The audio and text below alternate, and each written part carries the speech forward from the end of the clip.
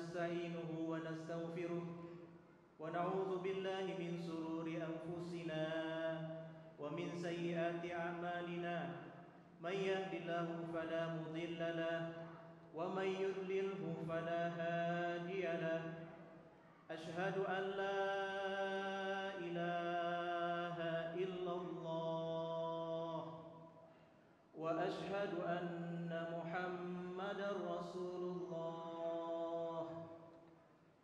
اللهم صل وسلم على رسول الله صلى الله عليه وسلم وعلى آله وأصحابه ومن تبعهم بإحسان إلى يوم الدين وقال الله تعالى في القرآن الكريم أعوذ بالله من الشيطان الرجيم يا أيها الذين آمنوا اتقوا الله حق تقاته ولا تموتن إلا وأنتم مسلمون صدق الله العظيم.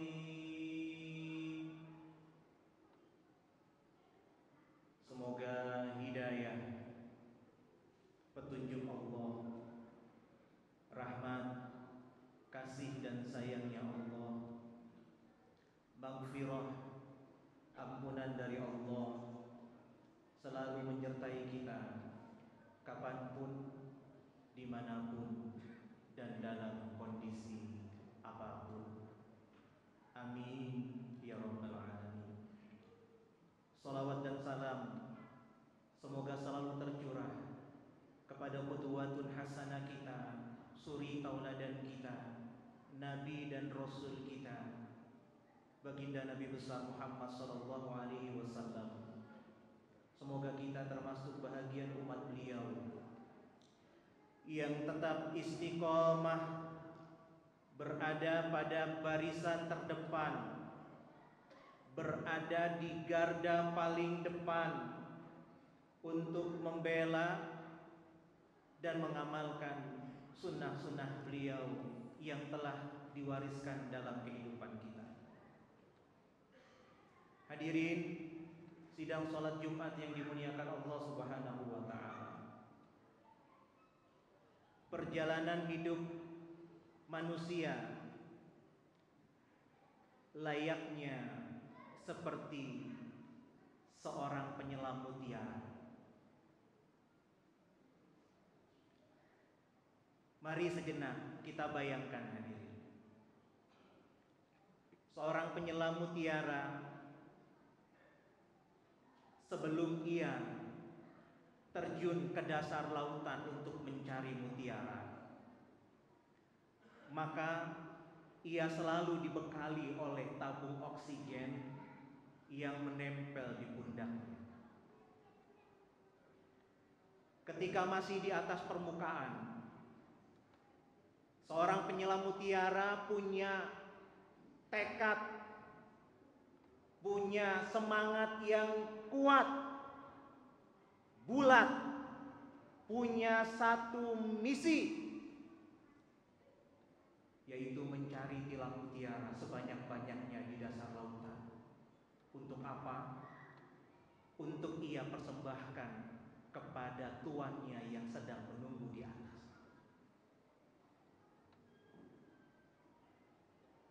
Namun apa boleh dikata, ternyata niat dan tekadnya yang bulat sudah mulai tergoyah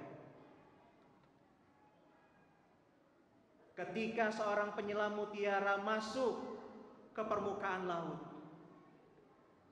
Dia melihat bahwasanya lautan itu begitu sangat indah. Isi pernak-pernik di dasar lautan begitu amat mempesona. Terumbu karang yang melambai-lambai seakan-akan berkata kepada penyelam mutiara untuk mengajak bermain di permukaan laut. Ikan berwarna-warni yang hilir mudik di depan penyelam mutiara begitu amat menggoda, seakan-akan mengajaknya untuk bermain bersama.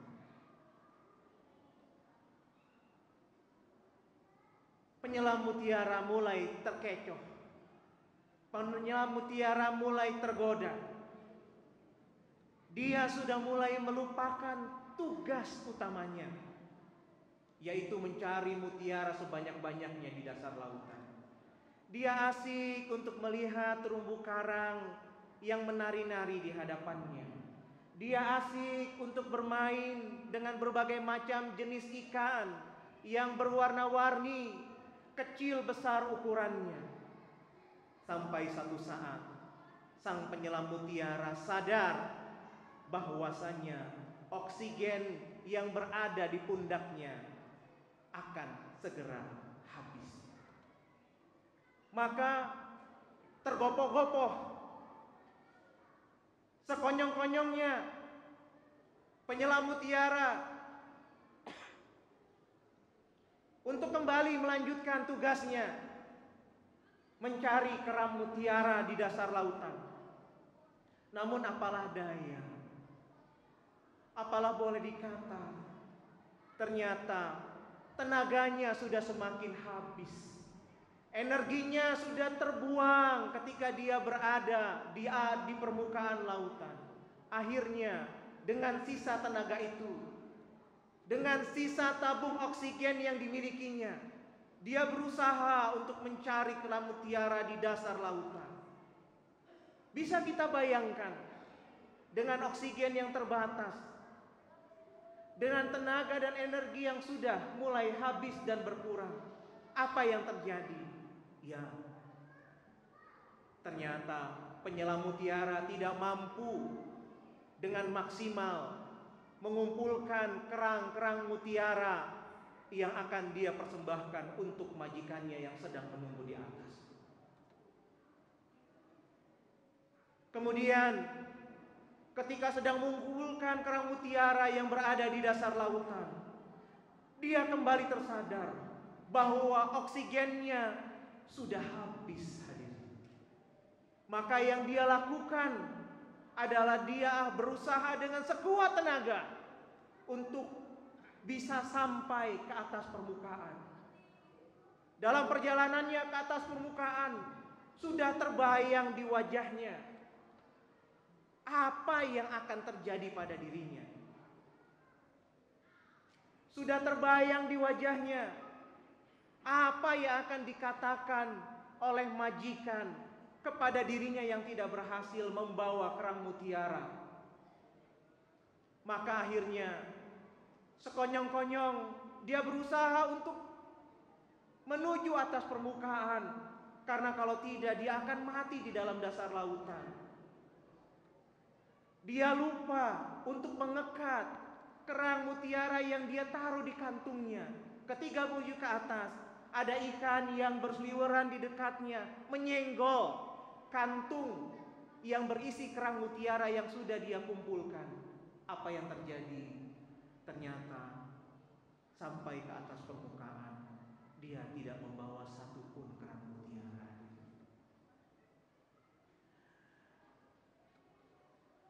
Dengan wajah yang kusam pasi, dengan rasa yang penuh gelisah dan gundah gulana, dengan posisi kepala yang tertunduk malu, dia datang menyujui sang tuan dan majikannya. Kemudian berkata, "Wahai tuanku, maafkan aku. Aku tidak bisa membawa kerang mutiara dengan jumlah yang banyak, sebagaimana yang aku sampaikan ketika di atas permukaan laut." Terbayang apa yang akan disampaikan oleh sang majikan. Kemudian dengan melas, sang penyelam mutiara berkata, "Wahai tuan, berikan aku satu kali kesempatan. Aku akan kembali terjun ke dasar laut dan sebanyak yang bisa aku dapatkan dan akan aku berikan kepadamu. Pertanyaannya kemudian, kira-kira apa yang akan dikatakan oleh sang majikan? Sang majikan dengan wajah yang marah dan kecewa berkata, "Percuma aku berikan kesempatan kepadamu.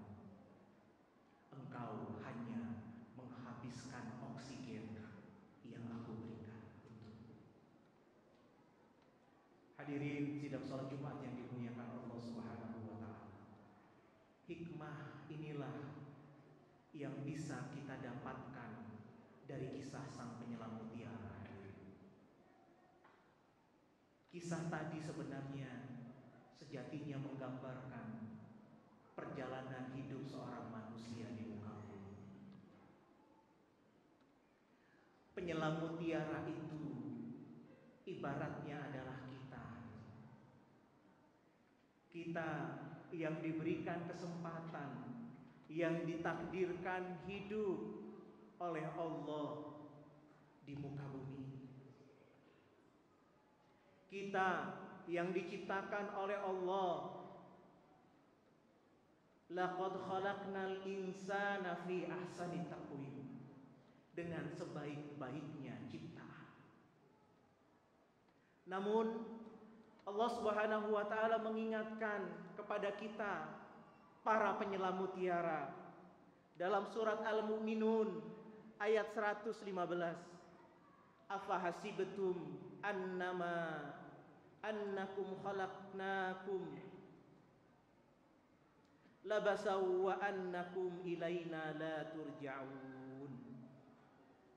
Ketika kita hidup, ketika kita menjalankan, ketika kita ada di muka bumi ini, kata Allah, apakah kalian mengira bahwa kami menciptakan kalian dengan sia-sia, dan bahwa sesungguhnya kalian akan dikembalikan kepada kami? Jadi Allah tidak menciptakan kita itu dengan sia-sia, hadirin. Dan nanti apapun aktor, apapun subjek, apapun peran kita di kehidupan kita akan kembali kepada Allah. Artinya apa? Akan dikembalikan kepada Allah. Artinya apa? Akan dimintai pertanggungjawaban atas apa yang kita lakukan dan diperbuat dalam kehidupan kita. Pertama, sampai sejauh mana kita menjadi seorang hamba yang bertanggung jawab? Sampai sejauh mana kita mampu mempertanggungjawabkan atas nikmat dan anugerah kehidupan yang Allah berikan kepada kita kelak di yaumil akhir. Yang kedua, tiram mutiara. Tiram mutiara itu ibaratnya sebagai sebuah lambang pahala yang mesti dikumpulkan oleh kita di muka bumi ini. Ketika kita hidup, ketika kita ada, ketika kita lahir, Allah Subhanahu wa taala memberikan tugas kepada kita. Allah Subhanahu wa taala memberikan sebuah misi yang perlu kita tunaikan, yang perlu kita kerjakan. Wa ma khalaqtul jin wal ins illa liya'budun. Itu adalah misi kita, teman. Itulah hadirin, itu adalah tugas kita di dunia ini. Apapun profesi, apapun posisi, apapun kerjaan, apapun status, wa ma khalaqtul jin wal ins illa liya'budun. Semuanya perlu dibalut, dibungkus sebagai sebuah sarana ibadah kepada Allah Subhanahu wa taala. Dalam surat Al-Mulk Allah Subhanahu wa taala menegaskan, allazi khalaqal mauta wal hayata liyabluwakum ayyukum ahsanu amala, bahwasanya hidup mati dibuat diciptakan oleh Allah agar Allah tahu, sebagai sebuah sarana untuk tahu siapa di antara kita yang paling baik amalnya. Karena amal itu nanti yang akan kita pertanggungjawabkan, yang akan kita bawa di hadapan Allah Subhanahu wa taala. Semakin banyak amal kebaikan yang kita lakukan, selamat kita. Namun apalah boleh dikata, ketika amal keburukan dan keburukannya kita bawa, maka na'udzubillah summa na'udzubillah, kembali kita adalah ke tempat yang buruk lagi. Jadi tugas kita di dunia ini hadirin hanya satu, ibadah. Seorang pemimpin ibadah dengan kepemimpinannya. Seorang direktur ibadah dengan perusahaan yang dimilikinya. Seorang pengusaha ibadah dengan usaha yang dikerjakannya. Seorang pelajar, mahasiswa ibadah dengan rangka menuntut ilmu. Artinya apa? Kalau kita hanya mengedepankan ibadah-ibadah yang kita lakukan sebatas ibadah-ibadah wajib, sayang hadirin, rasanya sangat sayang. Duduk kita di majelis ini, duduk kita di sholat Jumat ini ibadah. Kalau diniatkan pada Allah akan dicatat, akan mengalir. Jadi kalau niatnya ibadah, misinya ibadah, visinya ibadah, perkataannya adalah dakwah, dimanapun dia berada syiar, pikirannya husnuzon, pikirannya bukan buruk sangka, apalagi sesama saudara, sesama muslim, walaupun berbeda dengan kita, husnuzon, bukan suuzon. Hatinya zikrullah kepada Allah Subhanahu wa taala, tampilannya akhlak karimah. Jadi Islam akan dilihat dari siapa? Dari umatnya. Karena apa? Karena keindahan akhlaknya. Itulah yang contohkan Rasulullah dengan para sahabat. Begitu banyak orang yang jatuh hati, kaum kafir, kaum Quraisy jatuh hati karena apa? Karena akhlak yang ditampilkan oleh Rasulullah dengan para sahabat. Yang ketiga hadirin, keindahan lautan, terumbu karang, ikan, dan segala macam yang ada di dalamnya merupakan simbol ujian, godaan dari duniawi yang Allah persiapkan untuk kita. Karena kalau kita ingin mendapat juara, kalau kita ingin menjadi hamba yang berkualitas, perlu melewati sebuah sarana yang namanya apa? Ujian.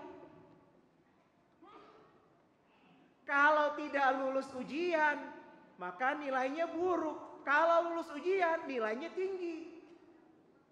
Jadi ujian itu akan meningkatkan derajat dan kualitas kita di hadapan Allah Subhanahu wa taala. Karenanya kata Allah tuh dalam surat Al-Imran ayat 114, dijadikan indah, zuyyina lin-nasi hubbus syahawati minan nisa wal banina wal qanantiril muqantarati. Dijadikan indah kata Allah. Pandangan kita itu dijadikan indah, pandangan manusia itu dijadikan indah terhadap apa? Terhadap sesuatu yang diinginkan. Apa? Wanita, anak, harta, emas, perak, kuda, sawah, ladang. Itulah kata Allah kesenangan dunia. Itulah kata Allah keindahan dunia. Namun Allah menggarisbawahi, dan di sisi Allah lah tempat kembali yang lebih baik. Yang keempat, tiang mutiara yang jatuh itu diibaratkan oleh pahala yang kita kumpulkan selama ini, yang kita kerjakan selama ini, namun hilang, namun terkikis, mudar oleh dosa-dosa dan maksiat kepada Allah Subhanahu wa taala. kullu bani Adam khata'un wa khairul khata'i tawwabun. Setiap kita itu adalah Bani Adam itu berpeluang untuk berbuat dosa hadirin. Dan sebaik-baiknya orang yang berbuat dosa adalah mereka yang bertaubat kepada Allah Subhanahu wa taala.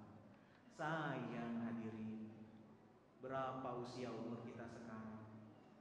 Mati-matian kerja keras kita menabung amal akhirat, namun kita hilangkan, kita sia-siakan dengan dosa dan maksiat yang kita lakukan. Terakhir hadirin, tabung oksigen. Tabung oksigen itu melambangkan jatah usia dan umur kita.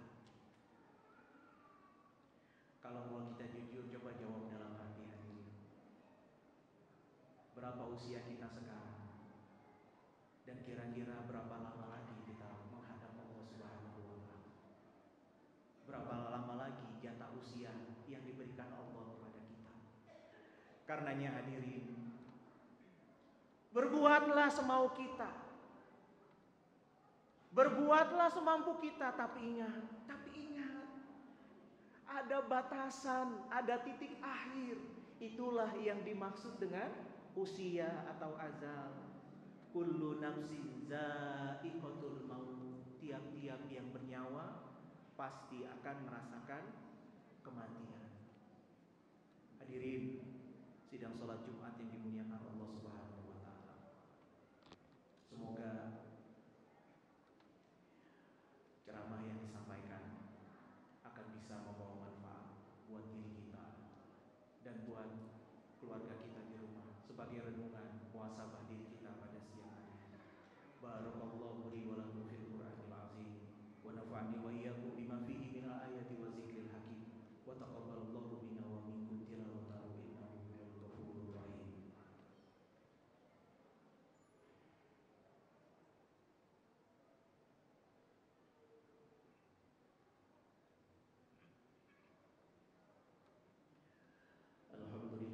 Alhamdulillahirabbil alamin, lam yalid wa lam yulad wa lam yakul lahu kufuwan ahad. Asyhadu an la ilaha illallah wa asyhadu anna Muhammadar Rasulullah.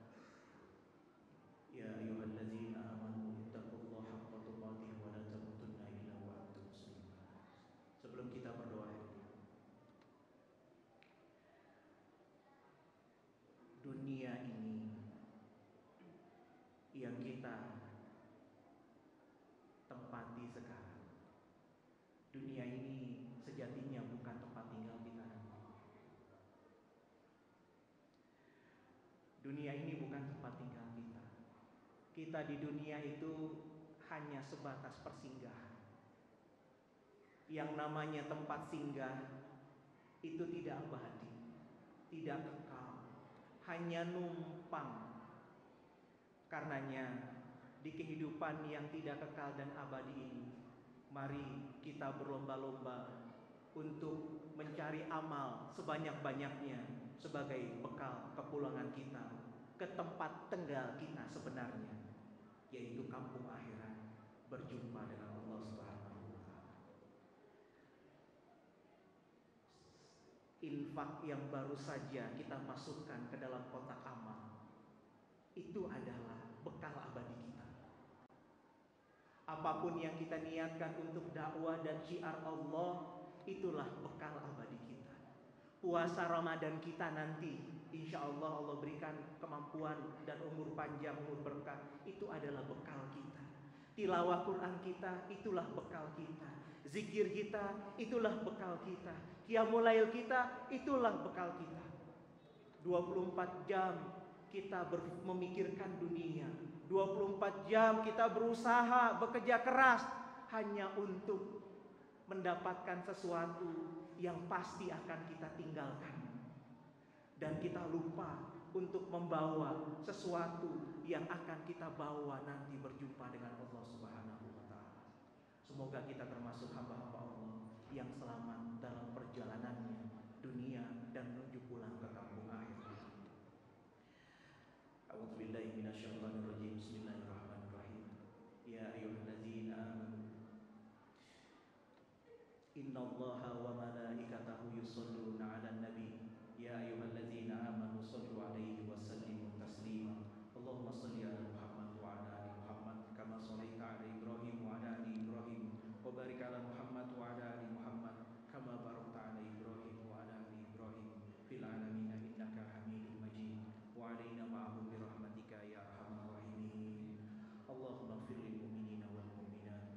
muslimin